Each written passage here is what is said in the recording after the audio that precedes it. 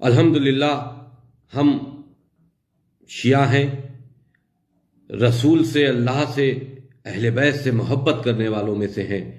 جو اہل بیت سے دشمنی رکھتا ہے ہم اس سے نفرت کرتے ہیں۔ ہم نے کتاب عثمانی یعنی کہ قرآن مجید، جس میں 26 آیتیں ایسی ہیں جو گھمنڈ انسان کے اندر پیدا کرتی ہیں، جو ظلم و زیادتی کی طرف انسان کو لے جانے کا میسج دیتی ہیں، وہ آیتیں جن کو پڑھ کر، جن کو جو ملا ہیں نئے بچوں کو سمجھا کر آتنکوادی بناتے ہیں اور مسلمان بچے آتنکوادی بنتے ہیں۔ یہ پوری دنیا میں اسلامک آتنکواد کا بیسک معاملہ ہے۔ انہی آیتوں سے پوری دنیا میں اسلامک آتنکواد پھیل چکا ہے اور ہمارا ہندوستان بھی اسے اچھوتا نہیں ہے، اور سب سے زیادہ پرابلمز ہمارے ہندوستان میں ہے۔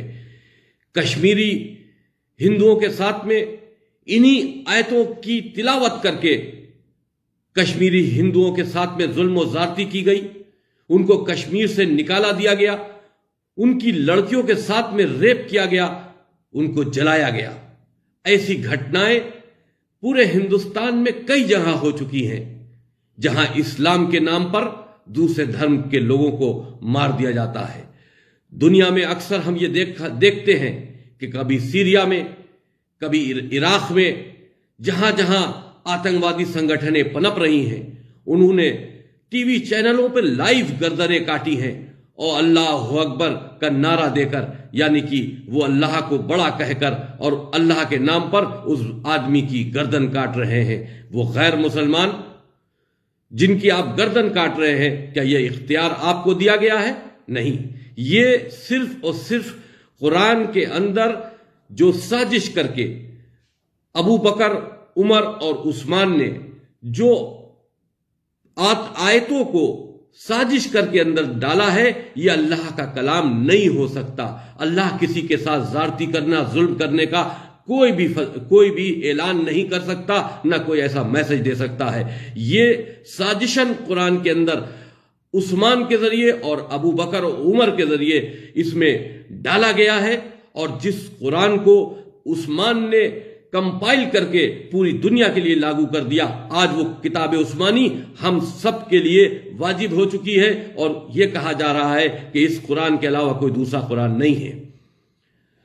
حضرت علی کے قرآن کو، جب حضرت علی اپنا قرآن شریف لے کر خلیفاؤں کے دربار میں گئے تو اس قرآن کو لینے سے انکار کر دیا گیا، اور شیعوں کا عقیدہ یہ ہے کہ جب ہمارے آخری امام اس دنیا میں آئیں گے تو وہ حضرت علی کا وہ قرآن اپنے ہاتھ میں لے کے آئیں گے۔ اس سے شیعوں کو یہ بات سمجھنی چاہیے کہ جو کتاب عثمانی اور قرآن اس وقت موجودہ دور میں چل رہا ہے وہ صحیح قرآن نہیں ہے۔ اس کے اندر جو اس طرح کی آیتیں ہیں وہ جان کر کے اس کے اندر ڈالی گئی ہیں، وہ اللہ کا میسج نہیں ہے۔ ہم پورے قرآن کو چیلنج نہیں کرتے، قرآن کے اندر بہت سی ایسی آیتیں ہیں جو کہ انسان میں میل ملاپ، دھرموں کی نفرتیں ہٹاتی ہیں، انسان کو انسان سے جوڑنے کی بات کرتی ہیں۔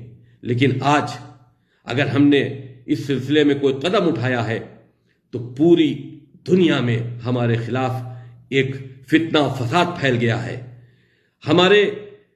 ہم اکیلے ایک طرف ہیں اور پورا اسلامک ورلڈ ایک طرف ہے، لیکن ہمیں اس کی کوئی فکر نہیں، کوئی پرواہ نہیں۔ ہمارے بھائی، ہمارے بیوی، ہمارے بچے، ہمارے رشتہ دار سب ہم کو چھوڑ کے جا رہے ہیں، اس لیے ہم بھی کسی کے جانے کی کوئی پرواہ نہیں کرتے۔ ہم خوش ہیں کہ ہم حق پر ہیں، ہم کسی کے جانے کی کوئی پرواہ نہیں کرتے۔ ہم وصیت بھی کرتے ہیں کہ جب بھی ہمارا انتقال ہو جائے تو میرے پاس 4 میرے ایسے دوست ہیں، ہو سکتا ہے وہ ہمارے اس معاملے قرآن شریف کے معاملے سے ہم سے سہمت نہ ہوں، لیکن وہ ہمارے ذاتی دوست ہیں جو ہم کو قبرستان تک پہنچا سکتے ہیں۔ اور دوسرے دھرم کے لوگ بھی ہیں جو ہم سے محبت کرتے ہیں، ہماری بات کو شابشی دیتے ہیں اور کہتے ہیں کہ کوئی آدمی حق بات کہہ رہا ہے، وہ لوگ بھی ہیں جو ہم کو قبرستان تک پہنچا دیں گے۔ ہم کو اپنے کسی بھائی کی، اپنے کسی لڑکے کی، اپنے کسی لڑکیوں کی، اپنے کسی بھی رشتہ دار کی کوئی ضرورت نہیں ہے کہ وہ ہمارے قبر تک آئیں یا ہمارے لیے ہماری میت میں شامل ہوں۔ ہم اس لڑائی کو آخری دم تک لڑیں گے، اور جب تک لڑیں گے جب تک ہم زندہ ہیں۔ اگر ہم کو جب بھی یہ بات محسوس ہوگی کہ یہ لڑائی ہم ہار رہے ہیں تو ہم اپنا سوسائڈ کر لیں گے، لیکن ہم پیچھے ہٹنے والوں میں سے نہیں ہیں، کیونکہ ہم مولا علی کے چاہنے والے ہیں۔